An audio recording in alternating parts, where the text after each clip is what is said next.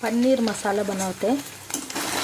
Paneer cut करायचं, मग मस्तपैकी तेलामध्ये तळून घ्यायचे। असे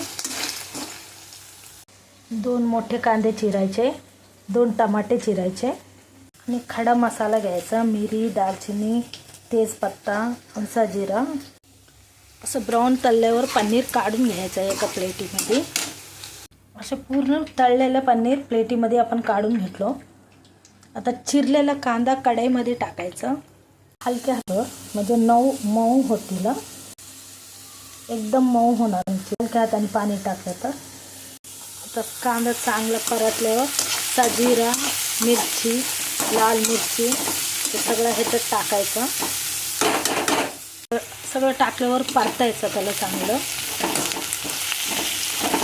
खडा मसाला टाकल्यावर खडा मसाला सगळं ह्याच्यात टाकून द्यायचा, परतायचं। मग अद्रक लसूण पेस्ट घालायची। अद्रक लसूण पेस्ट टाकल्यावर चांगलं परतायची लालसर।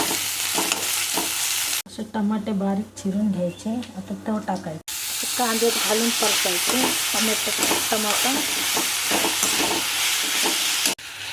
मीठ, गरम मसाला, हळदी, तिखट मिक्स करायचे चांगले। दही टाकायचे आणि चांगलं मिक्स करून घ्यायचे दही टाकून।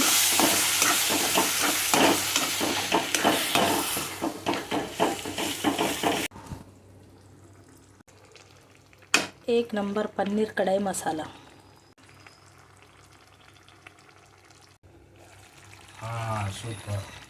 मस्त आहे। नाही खूप आठवलं, त्याच्यात काहीच नाही बघा एकदा।